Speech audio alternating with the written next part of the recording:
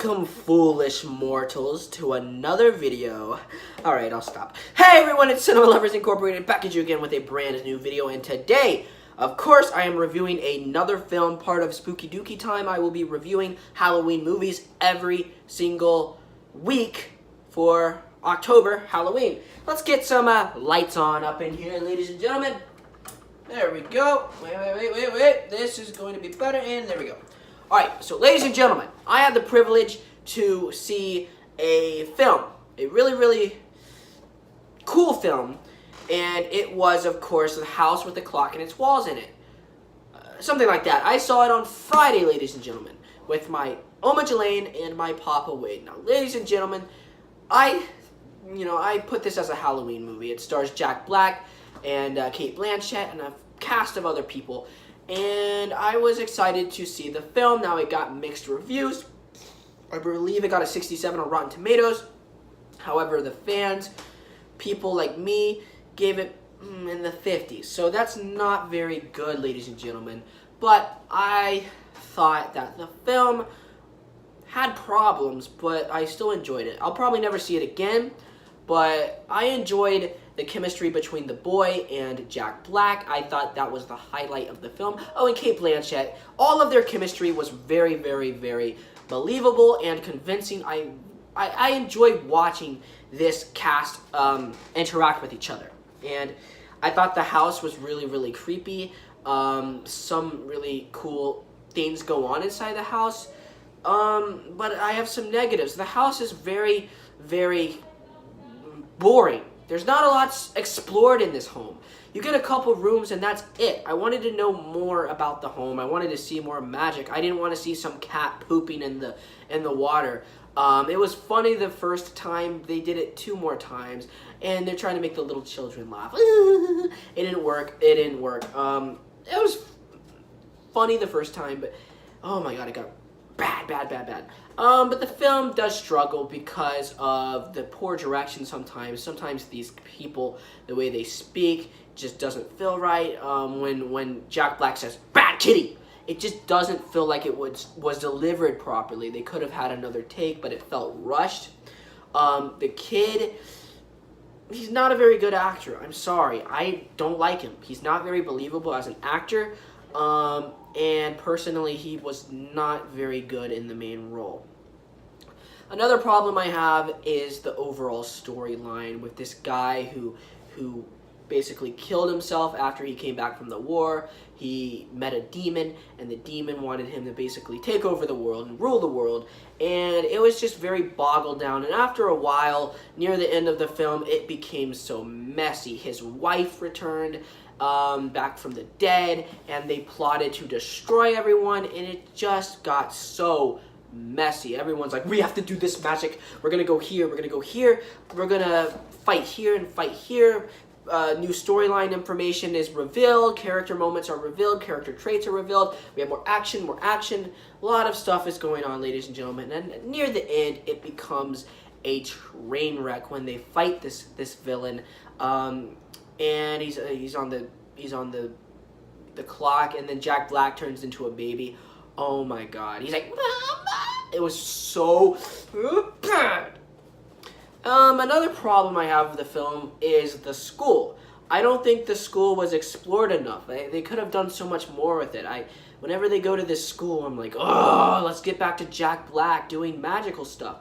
I didn't want to see him go to this school, the kid, and it just wasn't fully explored. Him meeting this bully could have easily been cut out. I didn't really find it believable. I didn't really find it interesting, and it could be cut out. There's some really dark stuff in this movie, and then there's some very light stuff.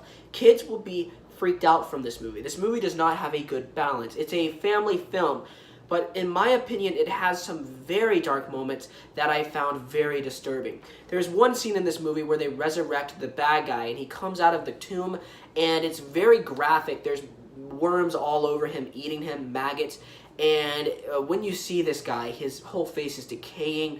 When he kisses his wife, his ear starts to break. It's just very dark. I've seen a lot of scary movies, and while it wasn't scary, it was just very unsettling, okay? It was unsettling because you would not expect it to be in a movie like this. And that is my problem. Sometimes you have this magical talking chair that's talking around and stuff, and then you have moments where this guy comes in and he does a lot of crap. And then you have scary stuff like the dolls. It can get a little bit intense sometimes for younger viewers. So parents who want to take their kids, this is actually more of a teenager parent film in my opinion. I don't think younger kids will enjoy this film. It's more for teenagers and it's more for adults. I saw a lot of teenagers in this movie. Very few kids in the film. About 3 kids, a lot of teenagers. There was a big group of teenagers inside here, and it was really, really crazy at how much intense stuff they did in the film. I didn't like the kid's mom coming in for like 3 times. She just comes in. She's like, "Hey, how's it going?" There's no magical effect or anything. There's no like floatiness or anything. She just walks into the shot like she's there. I don't like that. It just doesn't. I don't like it. I don't enjoy that part. It could have been it could have been better, okay? And they shot it not so good. And ladies and gentlemen, just some stuff doesn't work. The little girl at the school kind of has a crush on the boy. It's not fully explored. I mean, they're probably going to have a sequel. I don't know. Like I said, I enjoyed the house. I think the house is very creepy. This film is also very dark, and I'm talking about the lighting. I don't know if it's just my eyes, but it's very, very hard to see stuff in this film. Everything is so dimly lit, and I don't like that. I can't really see the film that good, and yeah, it should be better lit. I like the chemistry between the boy, Cate Blanchett, and Jack Black. They are really the highlights of the film. Some of the magic is great. Some of the character moments are great, where Jack Black teaches this boy how to use magic like a warlock. I enjoyed some of that stuff. But then you have the bad stuff where some of the dialogue's not good. Some of the plot just doesn't go right. It just goes all over the place. There's people that run here, there's people that run there, people go underground, there's people here, people get stuck here, people get taken here. After a while, it just gets a little bit too hectic, and you lose a lot of interest in the film near the 3rd act. But I enjoyed the end of the film where they all, they took the car and they left. I hated the end, though, like the end where the cat's like, and he's like, "Bah, kitty!" It just doesn't work, man. It just doesn't work to its potential.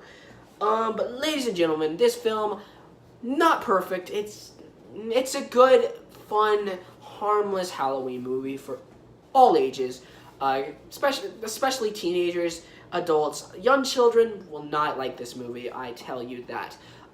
There are some creepy moments, in my opinion. There's some loud noises. There's a lot of, there's a creepy man that's decaying in front of your eyes.